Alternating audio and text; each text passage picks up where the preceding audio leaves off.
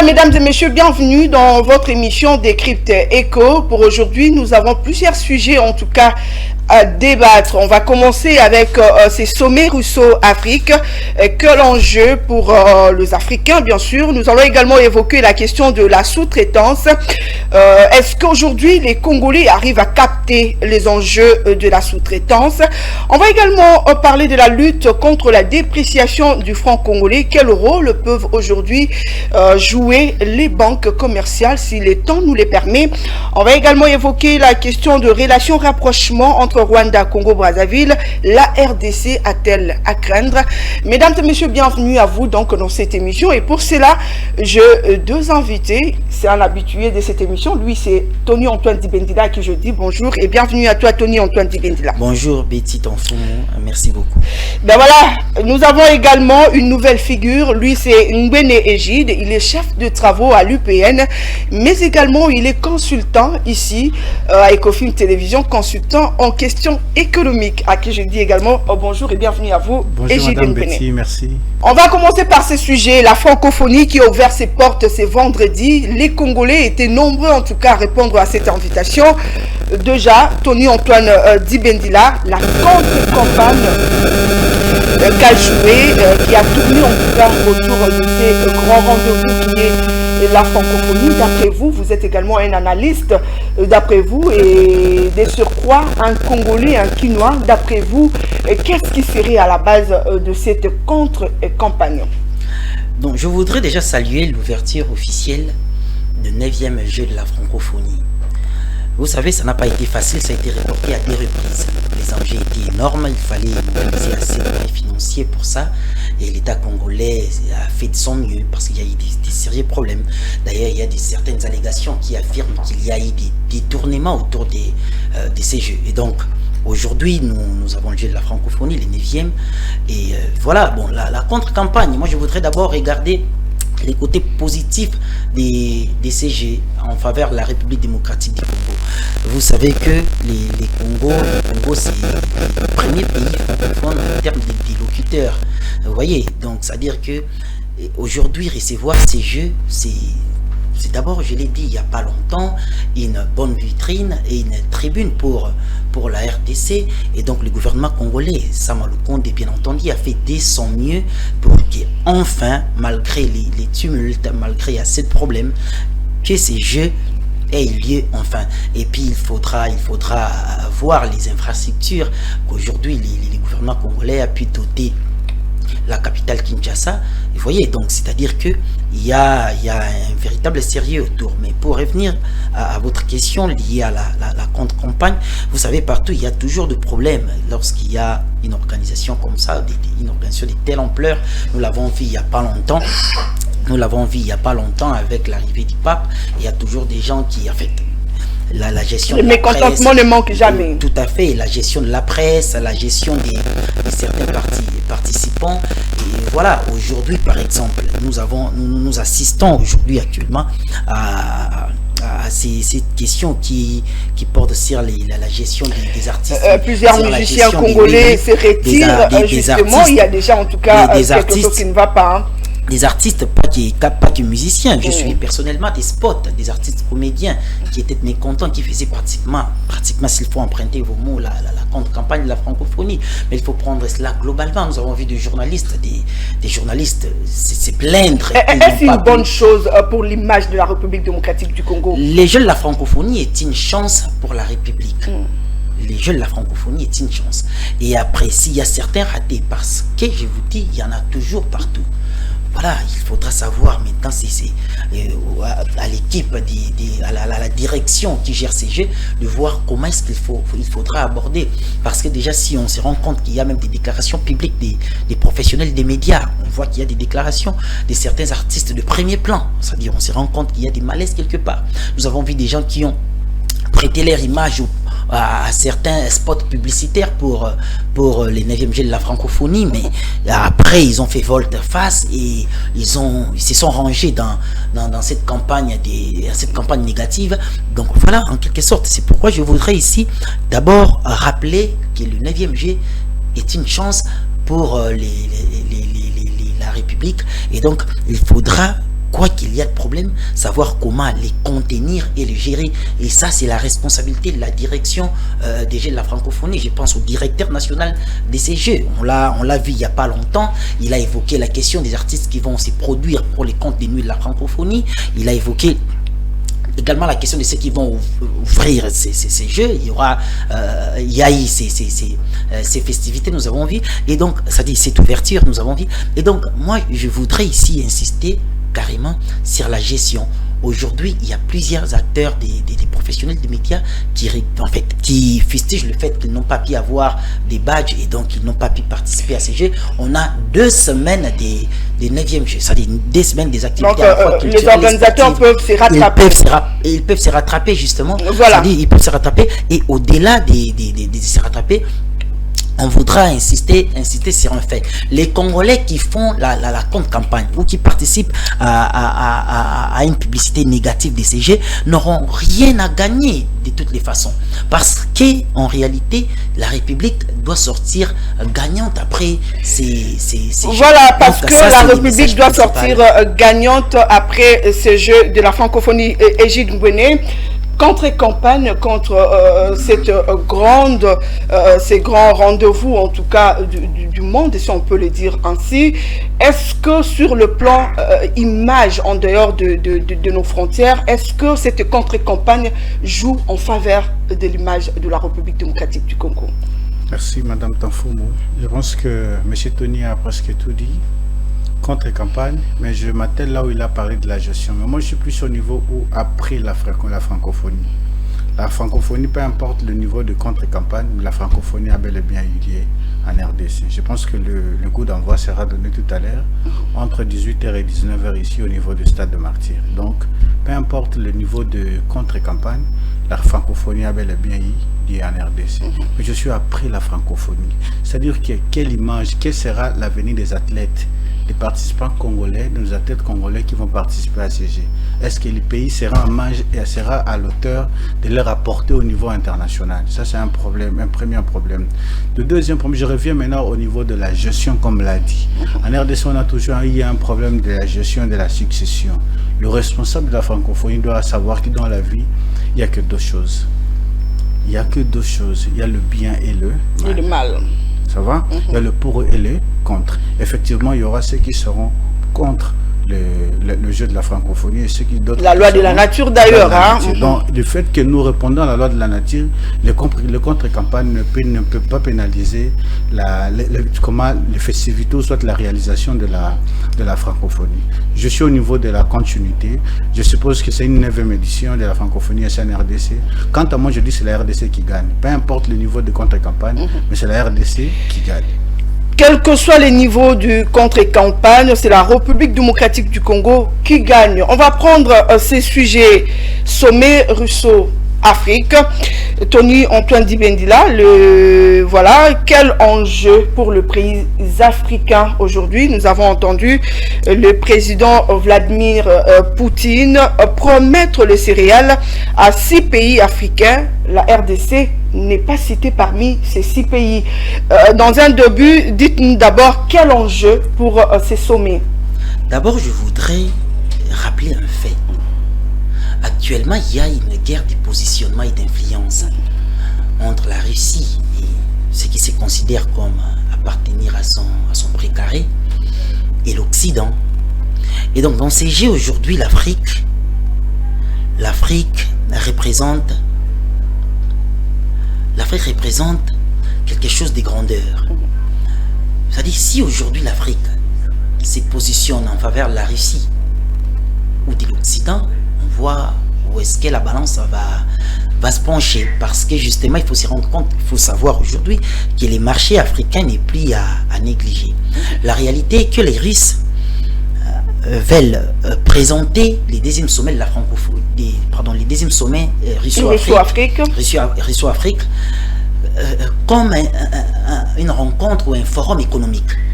Mais en réalité, c'est une guerre des positionnements et d'influence. Nous avons vu par exemple Prigogine qui est un proche de Vladimir Poutine et un haut responsable militaire des groupes paramilitaires Wagner, posé aux côtés du président de la République centrafricaine. Les Prigojine étaient disparus dans les radars. On l'avait annoncé vers la Biélorussie. Aujourd'hui, on les voit en plein cœur de Saint-Pétersbourg, où se tient ce forum, et aux côtés du président de la Centrafrique. C'est-à-dire que c'est un message lancé aux Occidentaux, parce que, il faut le savoir, dans la mentalité occidentale, l'Afrique est une sorte de métropole coloniale.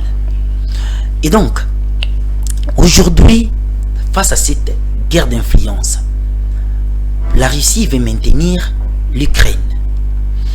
Une bonne partie des céréales ukrainiennes est consommée en Afrique. Et la Russie a frappé. Suite à la guerre, voilà, oui, il a rompu l'accord céréalier qui a eu lieu il n'y a pas longtemps et sous la médiation de la Turquie. Donc voilà, aujourd'hui, Vladimir Poutine, le président russe, promet des céréales à l'Afrique. Moi, ce qui me chagrine à mon niveau, c'est que certains décideurs africains, décideurs politiques bien entendu, veulent changer des maîtres. On considère les Occidentaux comme des maîtres et on s'est dit aujourd'hui, écoutez, on se rend compte que selon ces décideurs, les Occidentaux ne nous traitent pas, ne nous respectent pas, nous allons changer des maîtres. Avoir des nouveaux maîtres, les Russes. Bon, écoutez, un cours là est favorable pour l'Afrique.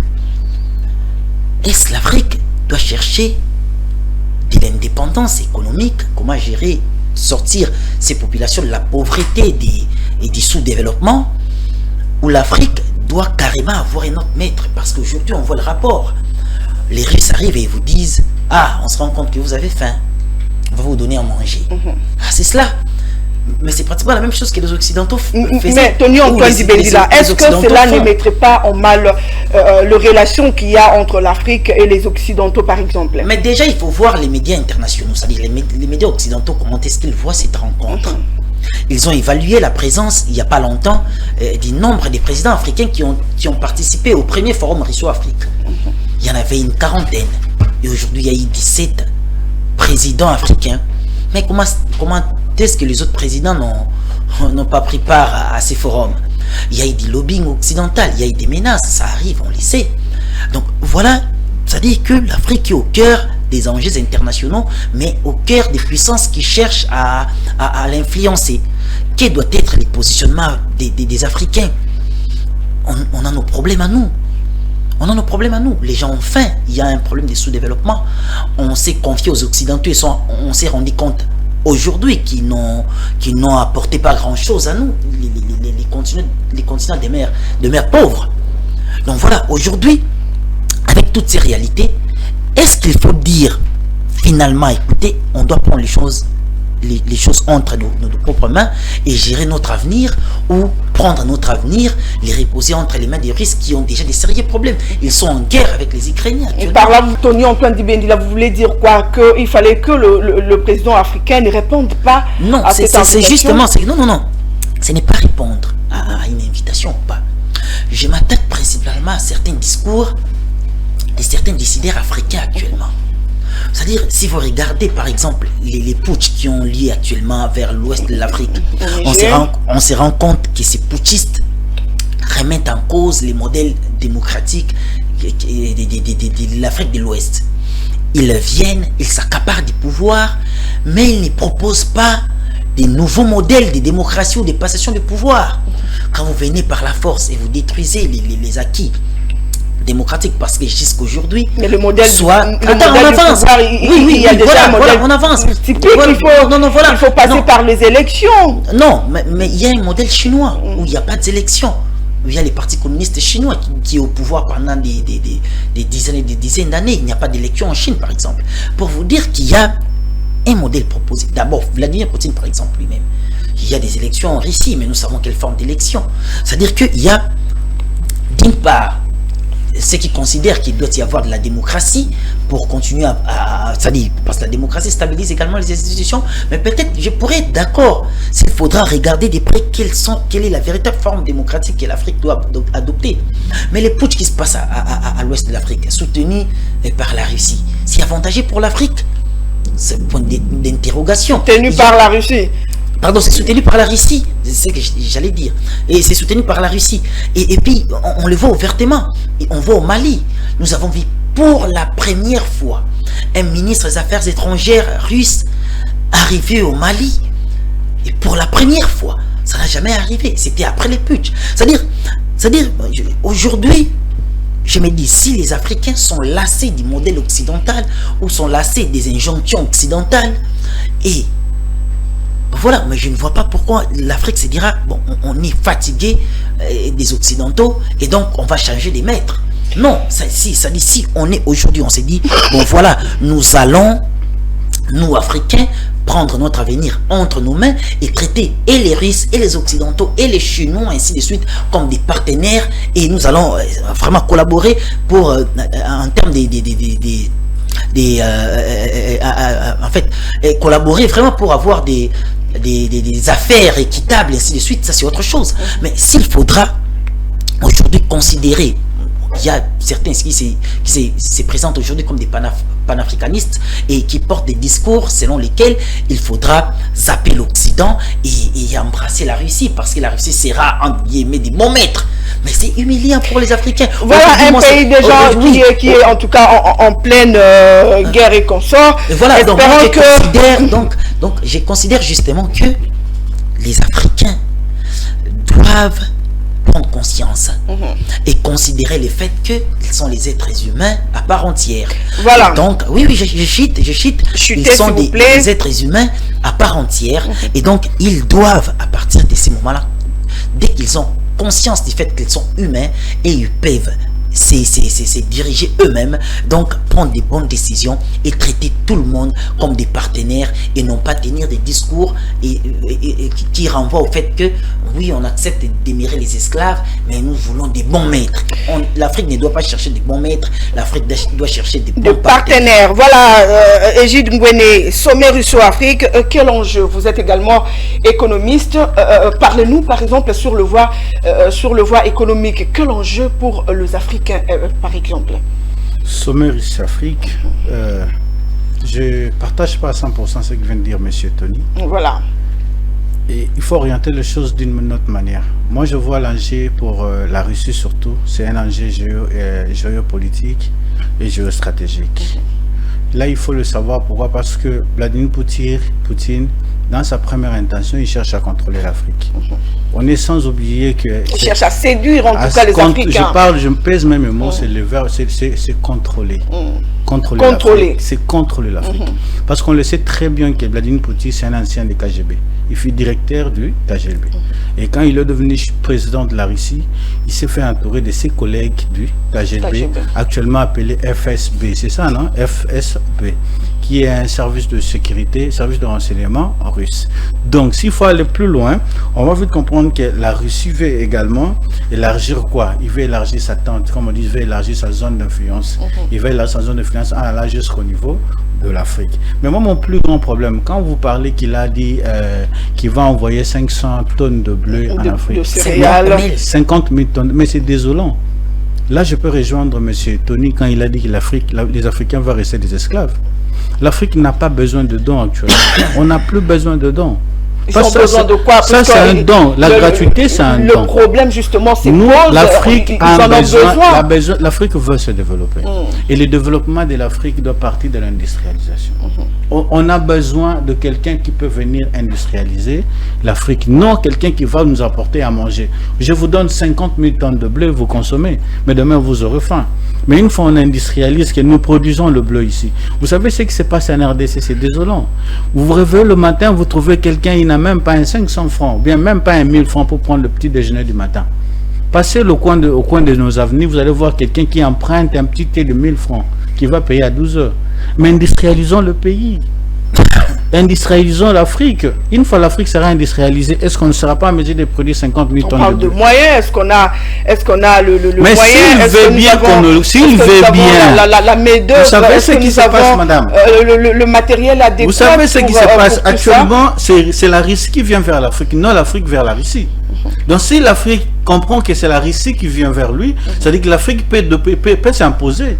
Il peut se dire, non, voici ce que nous voulons. Si vous voulez qu'on puisse vous accueillir, voici ce dont nous avons besoin. On n'a pas besoin de 50 000 tonnes de blé. Donc d'après vous, vous voulez que le président africain propose à ce que la Russie vienne industrialiser ou leur donne le moyen d'industrialiser les pays africains? Vous savez que Poutine le sait très bien que l'Afrique, depuis le temps, a été sous le joug des Occidentaux. Maintenant, il veut bien renverser. Quand il veut renverser, il doit nous apporter autre que ce qu'on a vécu avant. Les Occidentaux nous ont donné le blé, ils nous ont donné tout ce qu'on a besoin, tout ce que Poutine veut nous apporter, pas de nouveau. Les Occidentaux nous les ont toujours apportés.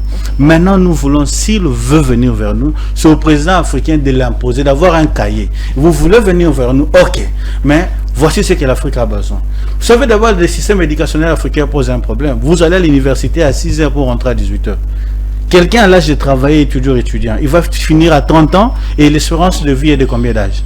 Actuellement, on me parle de 55 ans. Donc, il termine à 5 ans, il a 23 ans pour vivre. Et quand est-ce qu'il prendra en charge sa famille? Donc, je suis au niveau de l'industrialisation en tant qu'économiste. Je ne suis pas au niveau des tonnes de blé. Là, l'Afrique n'en a pas besoin. Parce qu'on peut en produire autant de tonnes une fois qu'on industrialise. Donc, voilà, l'Afrique n'en a pas besoin. Aujourd'hui, la question est de savoir, M. Ngwene, puisque les Africains sont allés vers la Russie, alors que le président américain, si on peut le dire ainsi, le président français et autres ont interdit en tout cas aux Africains d'approcher la Russie, surtout pendant ces temps, alors que eux viennent au secours à l'Ukraine. Est-ce que le fait que le président africain aille vers Poutine ne risquerait pas d'entacher les relations qu'il y a entre les Occidents et l'Afrique? L'Afrique a beaucoup de problèmes. Les présidents n'ont pas tort. Il n'a qu'à aller vers la Russie. Parce qu'ils pensent que la Russie a la solution. Je prends le cas de la RDC. Combien d'années de guerre un pays post-conflit? Mais si le président se lève, il se dit, il prend une décision d'aller vers la Russie, je ne peux pas le condamner.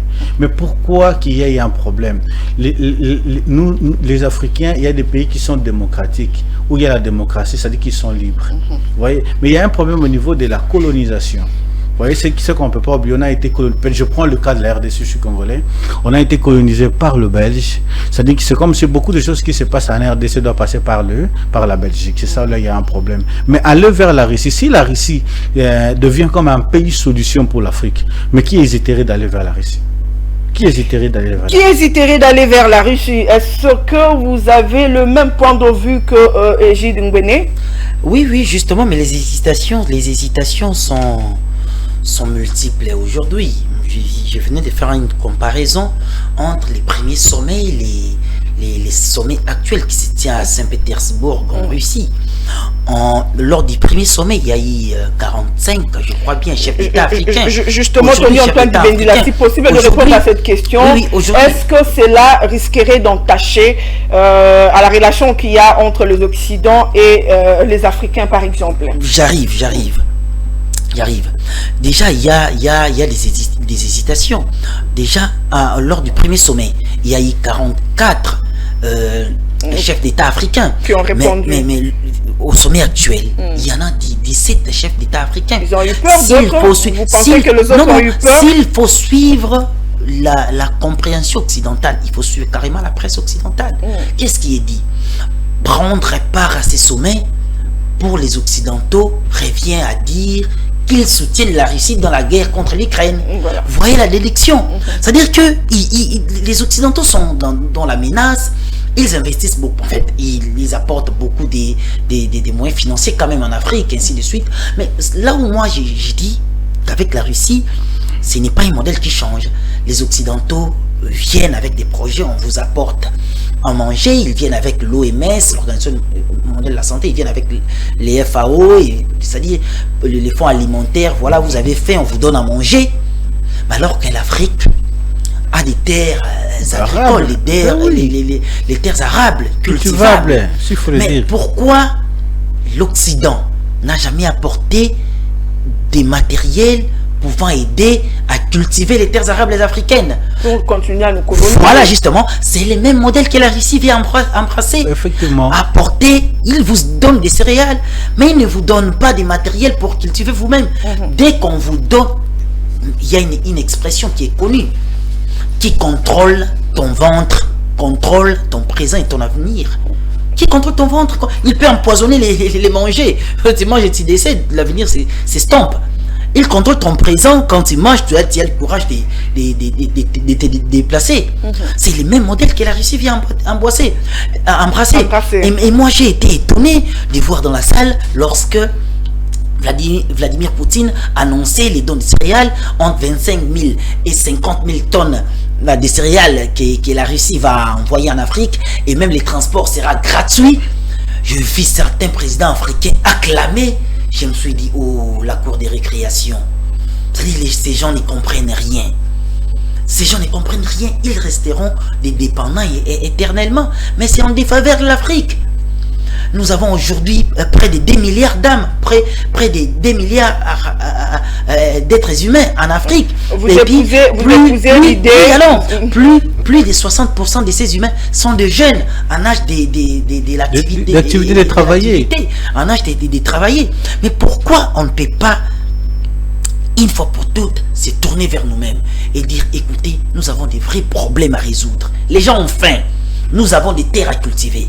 Nous avons des semences, ainsi de suite. Qu'est-ce qu'il faut pour nourrir toutes ces bouches?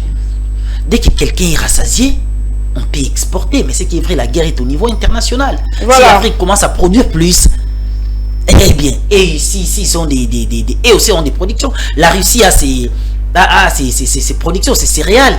Où est-ce qu'elle va vendre ses céréales? Elle va vendre ses céréales si l'Afrique commence à produire. Donc, voyez en quelque sorte, c'est-à-dire, il y a des sérieux, il y a vraiment des réflexions à pousser pour que l'Afrique sorte enfin de ces schémas où il y a un maître qui porte des miettes et l'Afrique est en train de recevoir. C'est pourquoi moi je regarde les sommets Russo-Afrique, les sommets actuels qui se déroulent à Saint-Pétersbourg, comme justement il soucie pour certains dirigeants africains d'échanger des maîtres. Mais je ne le vois pas comme vraiment une possibilité de s'émanciper. Or, aujourd'hui, l'Afrique a besoin de s'émanciper et de se décider par elle-même. Or, aujourd'hui, l'Afrique a besoin de s'émanciper et de s'aider elle-même. Voilà, on va changer de sujet. Vous voulez ajouter quelque chose? Je voulais ajouter quelque chose partant de ce que vient de dire M. Tony. Oui, rapidement. L'Afrique a besoin de s'émanciper, mais il y a un problème majeur, c'est le système économique qui est mis en place au niveau de l'Afrique. Le modèle capitaliste, depuis 2 années, n'a pas permis à l'Afrique de se développer. Vous voyez, c'est le même modèle qui est. Poutine veut nous amener en Afrique. Il y a un modèle de dépendance, un modèle de maître et ses élèves. Vous voyez. Or, actuellement, beaucoup de pays développés tendent vers un modèle ou soit un modèle qui est une alternance à un modèle capitaliste. C'est l'économie sociale et solidaire. On quitte la verticalité vers l'horizontalité. C'est-à-dire que tout le monde doit mettre la main dans la pâte et la répartition devait être comment? Équitable. C'est-à-dire comment? Si la Russie nous apporte à manger, la Russie aura une même mise sur l'Afrique. Et l'Afrique ne sera pas assez développée. Donc, nous devons migrer vers un autre modèle économique. Ce que Poutine veut, c'est la continuité du modèle capitaliste qu'on ne veut pas. On veut migrer vers un nouveau modèle économique, un nouveau modèle qui peut permettre à l'Africain d'avoir le mot à dire et qui permettre à l'Africain de développer son Afrique. Non que l'Afrique soit développée par un Occidental, soit par un Européen, soit par un Asiatique. C'est-à-dire qu'on veut quitter du périphérie, parce que l'Afrique ne veut plus être au niveau du périphérie. Enfin, parce qu'il y a la loi du périphérie et du centre. La Russie veut prendre du centre et l'Afrique au niveau du périphérie, nous apporter à manger, nous apporter à boire, ce n'est plus le temps. On veut tout, soit si on ne fait pas partie du centre, mais qu'on soit au moins voisin du centre. Qu'on participe à la création, à la production et à l'industrialisation. À ce moment-là, qu'on verra nos PIB et nos problèmes au niveau interne seront résolus. Voilà, nous espérons que les autorités, en tout cas, nous suivent et prendront cela en compte. On va changer de chapitre. Cette fois-ci, on va parler de la sous-traitance. On va parler cette fois-ci de la sous-traitance. Voilà. On va parler cette fois-ci de la sous-traitance. Monsieur Tony Antoine Dibendila, est-ce qu'aujourd'hui les Congolais arrivent à capter les enjeux de la sous-traitance? Que peut-on attendre, hein? En tout cas, là, vous commencez d'abord par répondre à cette question. Que peut-on attendre du contrôle de l'ARSP dans d'autres provinces telles que voulues par le président de la République? Nous savons que la sous-traitance pose déjà problème, hein, à Kinshasa, et aujourd'hui que l'ARSP veut s'étendre même dans des provinces de l'intérieur. Vous pensez qu'il peut résoudre le problème de la sous-traitance qu'on a déjà et depuis ici en République démocratique du Congo? Lorsque le président Tshisekedi a pris fonction en 2019, parmi ses priorités était notamment la création des emplois. Et donc, je crois que dans sa stratégie et dans la stratégie des gouvernements qui ont succédé depuis son arrivée au pouvoir, figurait notamment l'encadrement de ces secteurs de la sous-traitance, dans les secteurs visiblement privés, principalement privés. Vous savez, il y a plusieurs entreprises ici au Congo. Même si vous allez dans les secteurs dans les secteurs miniers, si vous allez dans les grands Katanga ou ailleurs, vous allez vous rendre compte qu'il y a des entreprises sur place. Je prends simplement ces secteurs qui fait fonctionner l'État congolais actuellement. En tout cas, c'est les secteurs les plus rentables. Mais pratiquement même dans la sous-traitance, il n'y a pas assez de Congolais. Tout ce qui rentre, tout ce qui est produit, et surtout que ça part sous état brut, des minerais et tout. Et voilà, il y a certains services qui devaient être traités par les sous-traitants congolais, nationaux, locaux. Voilà, vous pensez que l'ARSP dans cette lutte de l'accès des Congolais dans le marché de la sous-traitance, il va y arriver parce que ça demande beaucoup de moyens. J'arrive. Il y a beaucoup d'argent dans ces secteurs. Allez-y. Et donc, les pouvoirs de Tshisekedi s'est rendu compte qu'ils pouvaient tirer bénéfice dans ces secteurs en faveur des Congolais. Et donc voilà, on a activé l'ARSP, l'agence, l'autorité des régulations de la sous-traitance dans les secteurs privés. Et aujourd'hui, on voit l'ARSP, c'est des bruits, c'est hyper médiatisé, c'est très bien déjà pour alerter l'opinion. Mais aussi ces entreprises privées qui doivent en réalité donner certains marchés liés à la sous-traitance à certains entrepreneurs congolais. Parce qu'en fait, là, c'était devenu, il n'y avait pas de respect des lois. C'est devenu parce qu'en fait, moi, je suis libanais ou indien, je donne la sous-traitance à qui je veux. Mais d'après vous, qu'est-ce qui fait qu'il n'y ait pas assez de Congolais dans ce secteur-là? Mais lorsqu'il y a des grands groupes, des grandes entreprises ici, et qu'il y a les travails que les sous-traitants doivent s'en occuper, et que ces entreprises-là qui appartiennent évidemment peut-être pour certains à des expatriés, et qu'ils prennent ça, ils donnent à leurs compatriotes. Vous faites quoi si la loi ne vous protège pas? Si personne ne vous protège derrière? Voilà en quelque sorte, qu'est-ce que vous faites? C'est pourquoi justement il y a l'autorité des régulations de la sous-traitance dans les secteurs privés. Et moi je crois que les directeurs généraux actuels de cette autorité, de cet établissement de l'État, Miguel Katem Kachal, c'est bas tant bien que mal pour relever les défis, parce que c'est énorme. On l'a vu, il a lancé plusieurs contrôles d'ailleurs. Il a été dans différentes entreprises publiques ici. Mais ce qui est vrai, c'est que il descend parfois personnellement sur les terrains, mais je crois que c'est plutôt les inspecteurs qui devaient vraiment faire le travail à fond. Les inspecteurs de l'ARSP qui devaient vraiment faire le travail à fond, aller à chaque fois, parce que bon, on les voit, c'est bien, c'est déjà très bien, mais il faut une certaine continuité. Nous l'avons vu dernièrement déposer le rapport de contrôle qu'il y a à Kinshasa auprès du chef de l'État, et les présidents de la République a apprécié. Maintenant, les contrôles seront élargis. Il y a eu des contrôles déjà également à l'intérieur du pays. Il a installé des nouveaux bureaux de l'ARSP dans le Nord Kivu à Goma. Et on estime que le travail va se poursuivre, et cela au bénéfice des Congolais, parce qu'il faudra se rendre compte, il faudra relever un fait. L'objectif final des actions de l'autorité de régulation du secteur, l'autorité de régulation de la sous-traitance dans les secteurs privés vise, en fait, l'objectif final de cette organisation est de permettre à ce qu'il y ait création d'emplois. Voilà. Et puis, à part la création d'emplois, qu'il y ait également l'essor de la classe moyenne à travers les petites et moyennes entreprises congolaises. Et si les entreprises petites et moyennes congolaises arrivent à capter ces marchés des grandes entreprises qui sont ici sur place à travers la sous-traitance, eh bien, on pourra avoir une chaîne d'entreprises et qui vont permettre à ce qu'il y ait plus d'emplois. Donc voilà, on estime aujourd'hui que aujourd'hui après évaluation, on dit bon, les travaux entamés il n'y a pas longtemps par la RSP c'est poursuit tant bien que mal, et on souhaite dans les jours à venir que ce travail s'accentue.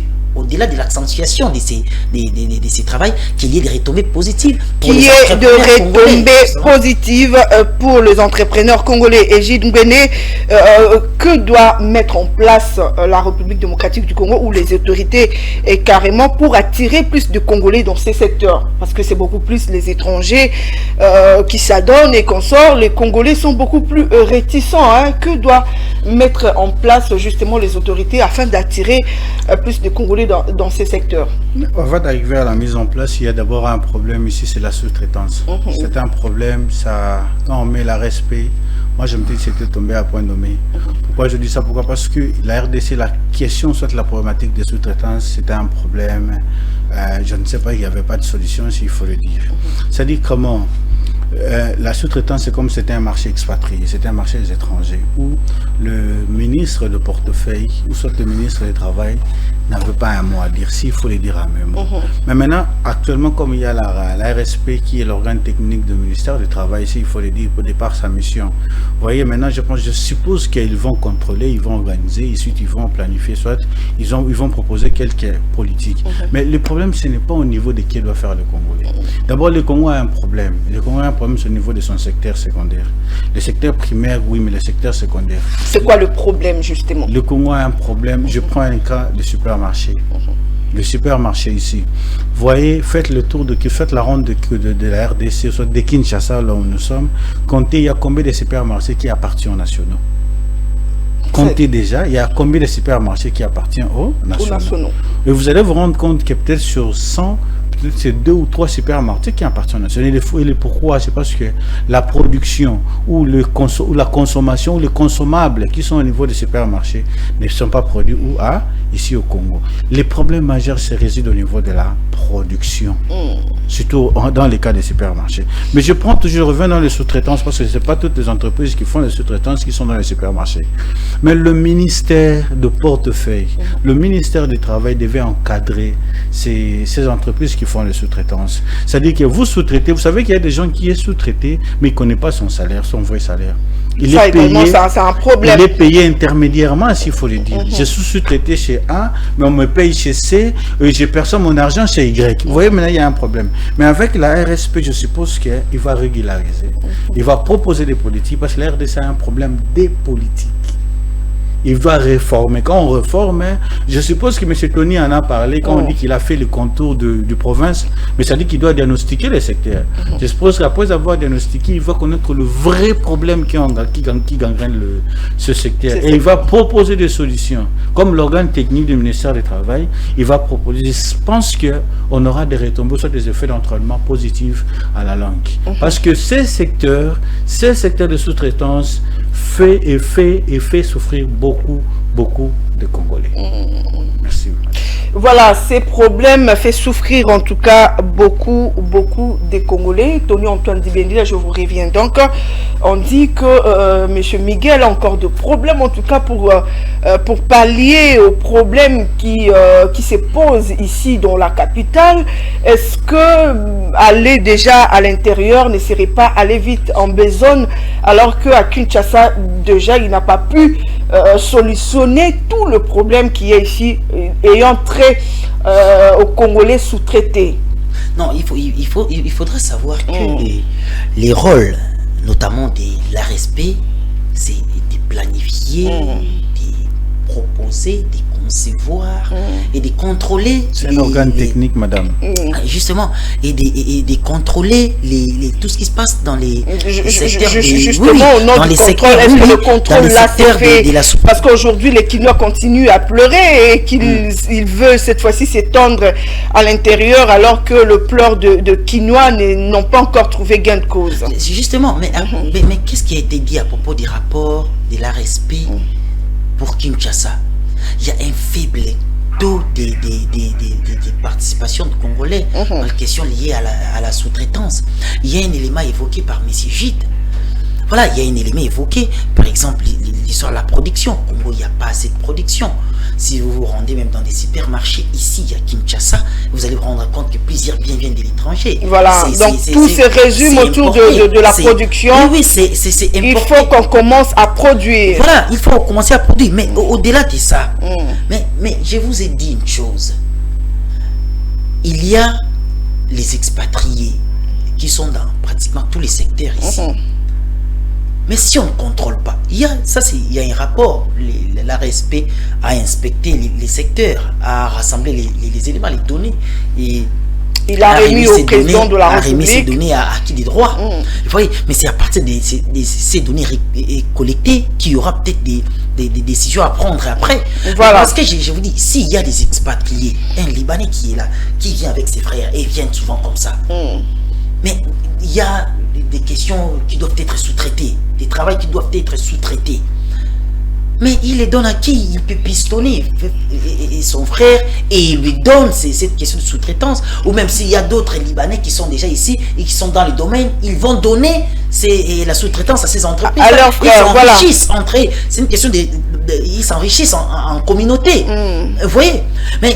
Mais comment imposer maintenant la présence des Congolais dans ces secteurs-là? C'est aussi le travail de l'ARSP. De l'ARSP, voilà. Quand l'ARSP souligne les faibles taux de participation de Congolais dans la sous-traitance à Kinshasa, nous savons qu'à l'intérieur du pays, ça sera encore grave. Beaucoup plus compliqué en tout cas. Donc il faut commencer quelque part. Ce qui est vrai, le travail a commencé. Il faut commencer quelque part. Miguel Katem Kachal a commencé par Kinshasa, évidemment, là où se trouvent les sièges nationaux de l'ARSP. Et puis, ça va progresser à l'intérieur du pays. Et puis, il y aura un diagnostic global. Mais pour l'instant, il y a ces rapports qui résument les contrôles menés à Kinshasa vers les grandes entreprises privées. Et donc voilà, à partir de là, il faudra se rendre. Et à partir de là, il y aura des données rassemblées qui vont permettre à ce que les choses avancent. Mais de toutes les façons, il faut commencer quelque part. Voilà, de toutes les façons, il faut commencer quelque part. Et ce qui est vrai, l'ARSP a commencé quelque part, espérant qu'il va en tout cas séduire plus de Congolais afin qu'ils se lancent également dans ces secteurs. On va changer de chapitre. Cette fois-ci, on va parler de la lutte contre la dépréciation du franc congolais. Mes analystes sur ces plateaux vont en tout cas faire leur analyse par rapport à cette situation. Le ministre des Finances qui s'est entretenu avec l'association congolaise des banques, il leur a fait en tout cas part de la décision du gouvernement leur demandant de payer désormais les impôts et taxes en francs congolais. Egide Ngwene, quelle est votre analyse par rapport à cette décision? Merci madame. J'ai suivi le ministre à long et large. J'étais un peu dessus de voir dans un pays comme la RDC où les gens qui évoluent plus dans le secteur privé sont payés en dollars, où notre économie est dollarisée. Aucune politique, il vient avec une décision qu'on paye les impôts et taxes en francs congolais. C'est pas mal parce que les agents de l'État aussi sont payés en francs congolais. Mais ce que nous consommons, nous les achetons en dollars. Vous voyez, même au niveau de la douane est payée en quoi? En dollars. Vous voyez un peu, parce que le grand problème ici, ce n'est pas le fait de... Parce que la monnaie se déprécie. La monnaie se déprécie en faveur d'une monnaie étrangère. Vous comprenez un peu, le franc congolais se déprécie en faveur de dollars. Or, ce que nous consommons et ce que nous achetons, d'ailleurs nos maisons, nos loyers, nous le payons en dollars. Mais vous nous payez en franc congolais à quel taux? Déjà, il y a un problème. problème. Et quand il vient, il dit que les gens doivent payer les impôts et taxes en francs congolais. J'ai de larmes, surtout en tant que l'argentier de la République. J'ai de larmes en tant qu'économiste, parce que là, il n'y a aucune politique qu'il a dû mettre en place. La production de la RDC, je ne dirais pas que la RDC ne produit pas, mais la production est faible. Il devait peut-être aller voir, il devait peut-être mettre en place une politique qui pourra aider le pays à augmenter sa production au niveau interne. Parce que la demande intérieure, déjà, le pays ne sait pas répondre à la demande intérieure. Quand je parle de la demande intérieure, le besoin local de la population, le pays ne sait pas répondre. Tout ce que nous consommons vient de l'extérieur. Nos dettes sont payées en dollars. Et vous demandez aux gens de payer les impôts en francs congolais. Ça risque de créer encore quel problème, vous, en tant qu'argentier, comme vous voulez de le dire? Ben oui, le problème est déjà là. Comment ça va encore créer un autre problème? Parce que les gens vont chercher à thésauriser, mais personne ne va thésauriser en francs congolais. Parce que le franc congolais, c'est déprécié.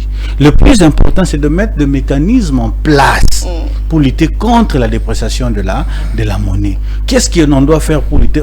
Il y a une année passée, on a fait un petit webinaire avec comment faire pour dédollariser l'économie congolaise. Le plus important à faire, c'est réfléchir à la dédollarisation de l'économie congolaise. Ça sera possible? C'est possible. Nous sommes un pays seigneur. Nous avons le seigneurage monétaire, nous avons notre hôtel de ville, notre hôtel de monnaie, nous avons notre propre banque centrale. Donc c'est possible de dollariser. Mais sauf que c'est une politique. Vous savez que le dollar, c'est comme une marchandise pour la RDC. C'est comme une marchandise pour la RDC. Pourquoi le dollar n'est pas dans les zones CEMAC en RDC? Et est-ce que vous êtes sûr ce que le ministre a dit? Ça va se concrétiser. Parce que même les gens de la DGA, des fois, moi j'ai des amis qui sont à la DGA, ils sont payés en francs congolais, mais ils ont plus de dollars que le franc congolais. Ça dit que notre monnaie locale n'a pas de valeur. Or, quand la monnaie se déprécie, ce n'est pas ça la bonne politique. Les gens payent les impôts et taxes en francs congolais. À quel taux? Ils vont payer ça à quel taux? Il faut réfléchir en termes de taux. Parce que si le dollar c'est à 27 ou à 30, vous allez payer l'impôt et taxes à 30. N'est-ce pas, non? C'est en dollars, effectivement, vous ne payez pas en francs congolais. Donc, vous ne faites que donner les francs congolais au taux du dollar. Vous voyez un peu, c'est là où le ministre échoue un peu. C'est là où il échoue parce qu'il devait réfléchir en termes, le pays doit réfléchir en termes de politiques économiques. Il faut de bonnes politiques économiques pour le développement et pour lutter contre ce problème. Parce que le problème des inflations, on en a vécu. Dans le temps Mobutu, on a tenu les inflations jusqu'à 1000%. Vous le savez. Dans le temps, il y a 10-5 ans passés, il y avait une petite maîtrise des inflations, de l'inflation. Mais actuellement, c'est autre chose. À l'espace de 4-6 mois, vous vous rendrez compte, nous sommes déjà dans combien de pourcents? Dans plus de 50-60% d'inflation. Et actuellement, quand vous nous dites que de payer les impôts et taxes en francs congolais, ça risque d'être compliqué. Mais je suis désolé. Pour ne plus pas compliqué que la situation l'est déjà. Personne ne va thésauriser en francs. Thésauriser, c'est personne ne va épargner son argent en francs congolais.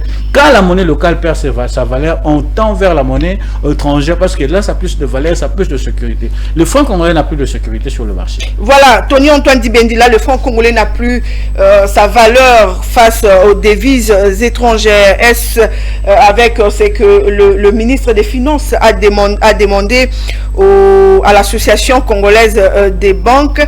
Est-ce c'est une manière pour eux d'aider ou à rendre attractif notre monnaie? Est-ce que ça serait une manière pour eux de rendre attractif notre monnaie? Ils vont y arriver? Je crois que pour la question liée à la dépréciation des francs congolais, la solution ultime serait une augmentation de la production locale.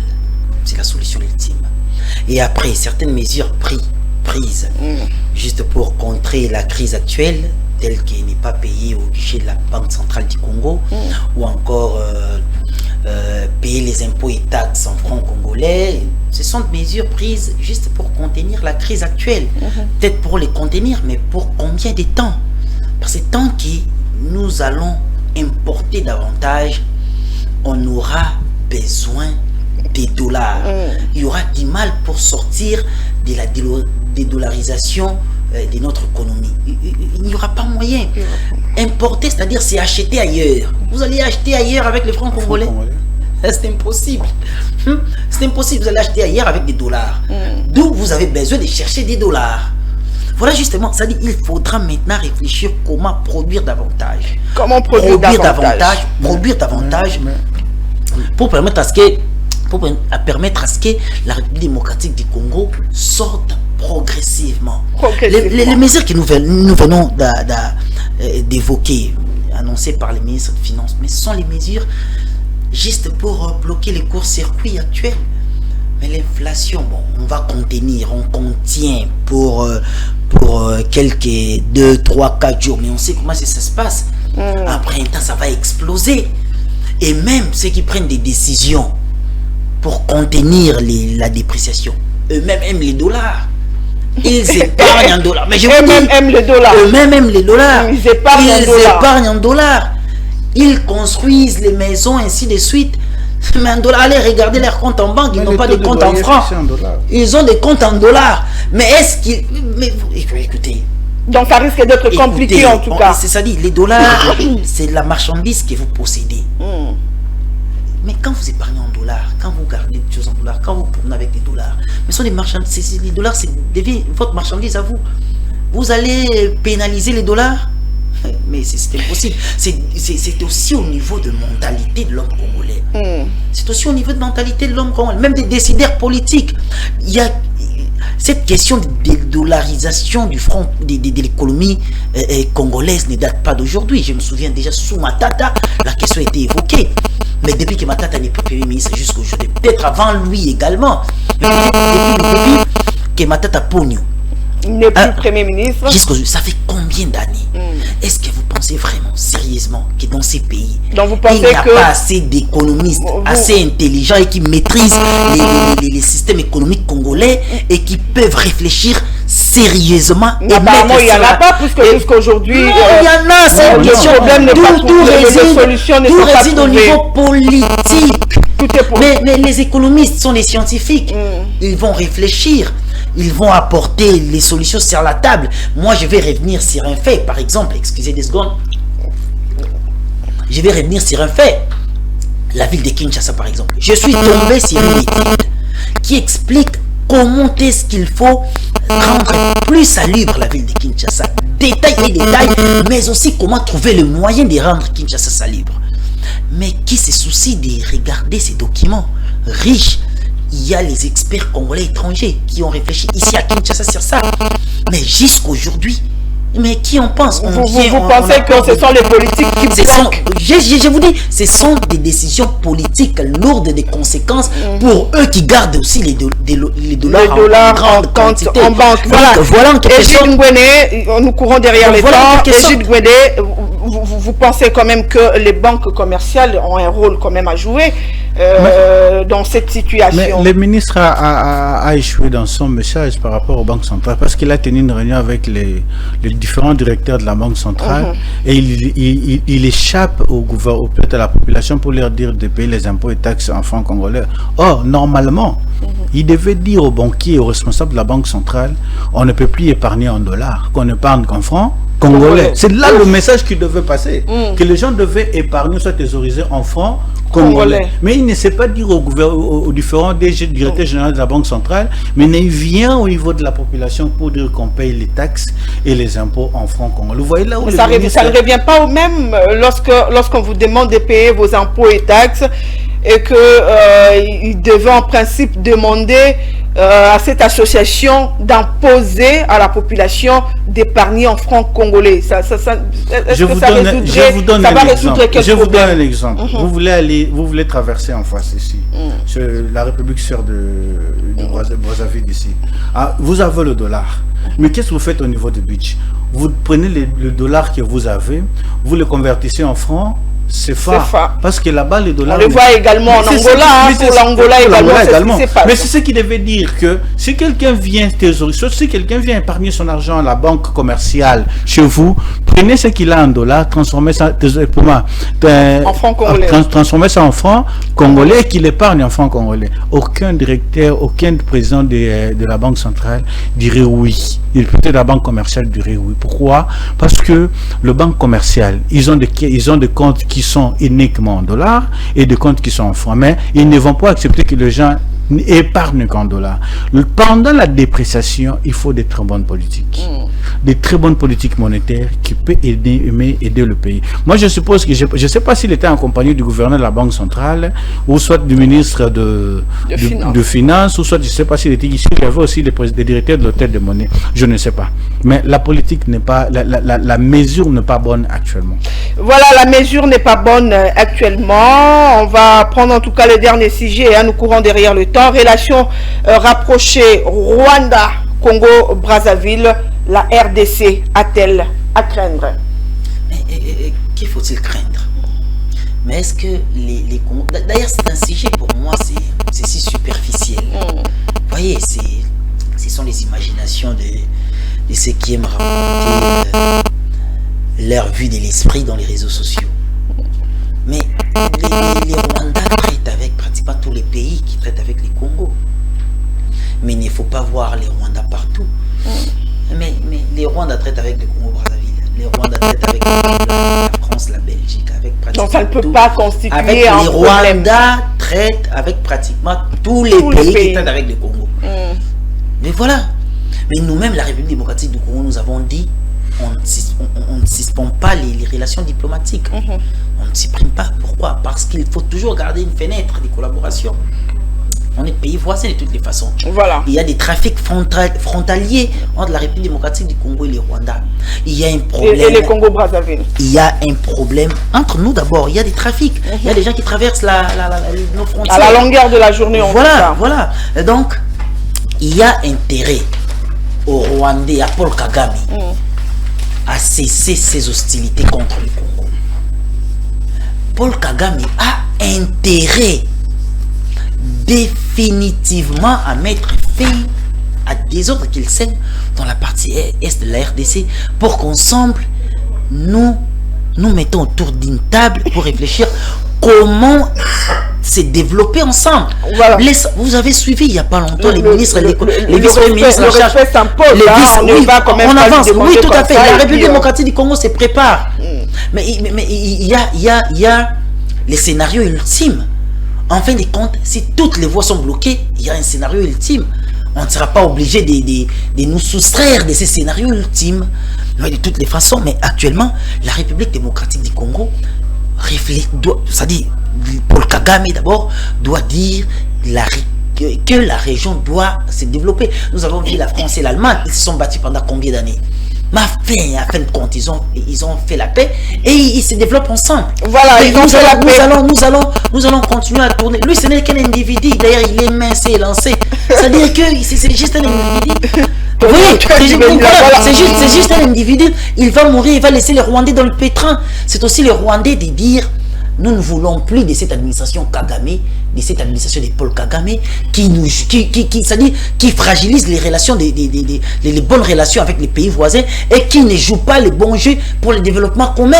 Voilà, Egide Ngwene, si aujourd'hui il y arrivait, nous sommes dans des suppositions en tout cas, si aujourd'hui il arrivait que les relations entre la République démocratique du Congo et les Congo-Brazzaville tenait à se ternir ou qu'il n'y ait plus relation entre deux pays, d'après vous, qui va perdre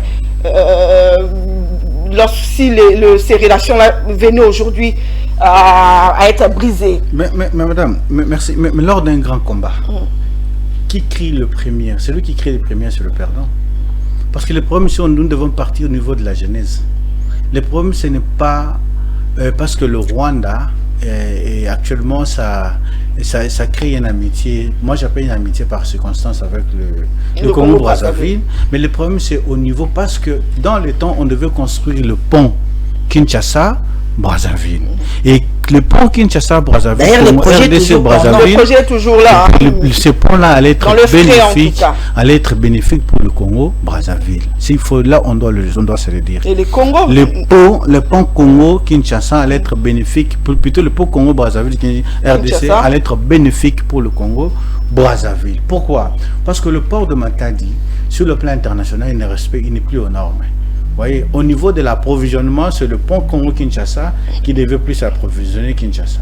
Or, avec la construction avec le lancement, soit avec l'annonce de la construction du port profond du port de Banana, pose un problème. C'est à ce moment-là que les problèmes commencent. Le Congo-Brazzaville se rend compte que si on construit le port de Banana, vous comprenez un peu, madame, voilà. Et ils seront perdants. Du coup, ils créent une amitié de circonstances.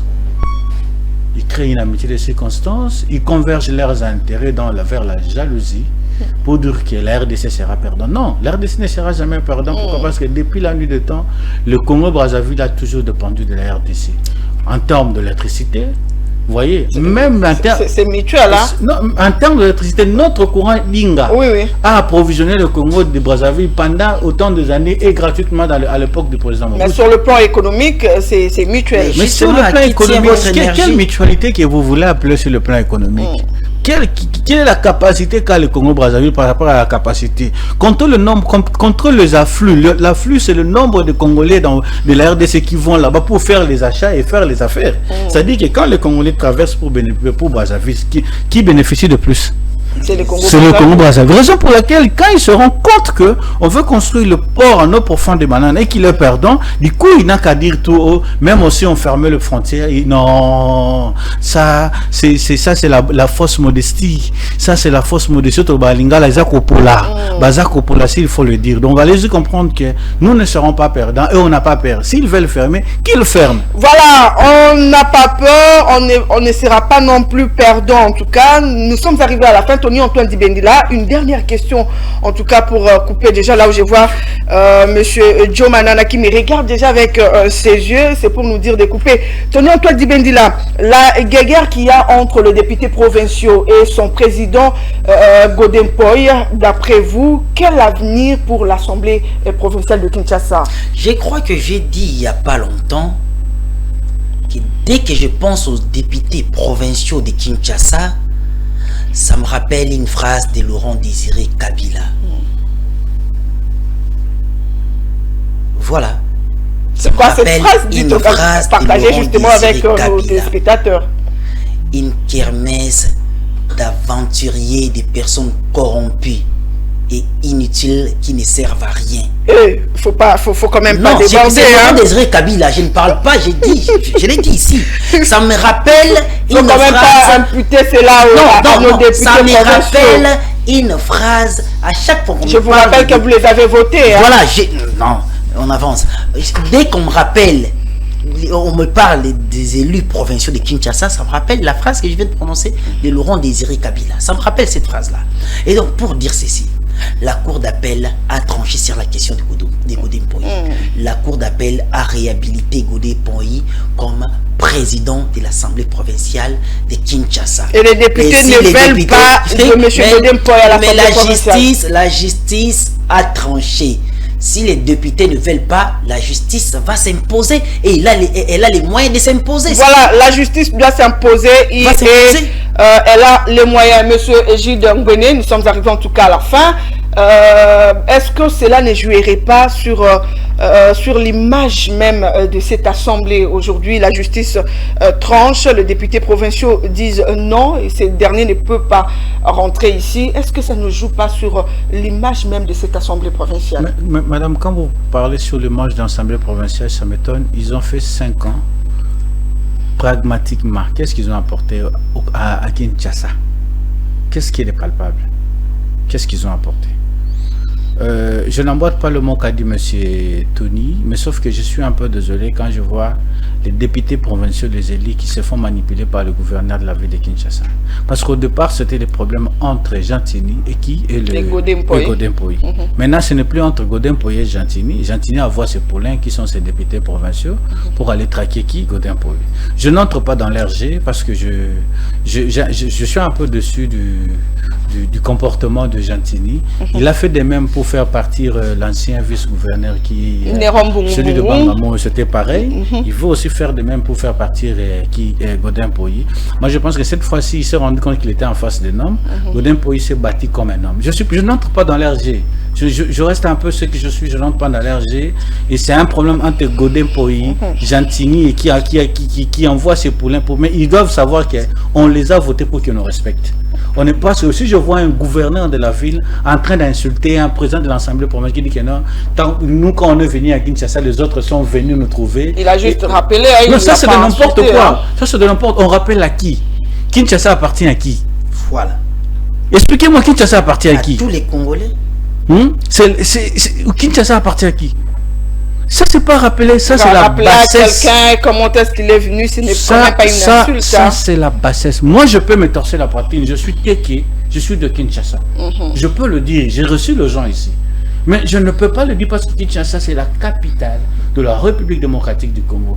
Tout le monde, tout Congolais a tendance à venir habiter où? À Kinshasa. Je n'entre pas dans ça. Ça, c'est la bassesse au niveau de l'Assemblée provinciale. Voilà, c'est une bassesse en tout cas, comme le dit Egide Ngwene. Mesdames et messieurs, c'en est fini pour aujourd'hui. Plusieurs questions ont été débattues. La dernière était sur ces guéguerres en tout cas qui règnent au niveau de l'Assemblée provinciale entre le député provincial et le président Godempoy. On a également parlé de relations, rapprochement entre Rwanda et Congo-Brazzaville. Est-ce que la RDC avait à craindre? Vous les avez écoutés, ils se sont exprimés. On a parlé également de la lutte contre la dépréciation du franc congolais. Est-ce que les banques commerciales avaient également leur partition à jouer dans cette affaire? Nous avons également soulevé la question sur la sous-traitance.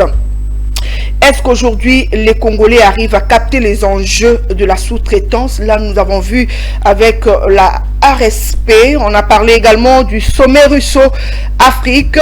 Le président africain aujourd'hui qu'ils approchent justement la Russie, est-ce que cela n'empiéterait pas sur les relations qu'ils ont avec l'Occident? Ils se sont exprimés, mais également on a parlé des enjeux de ces sommets, mesdames et messieurs.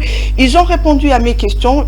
C'est Tony Antoine Dibendila, mais également Egide Ngwene qui est assistant à l'UPN, chef de travaux. Voilà, il est chef de travaux, pas assistant. Egide Ngwene qui est chef de travaux à l'UPN, mais ici à Ecofin Télévision, il est notre consultant sur des questions économiques. Merci à vous de nous avoir suivis. Le rendez-vous est pris pour le samedi prochain avec le même plaisir. Entre-temps, prenez bien soin de vous. Au revoir.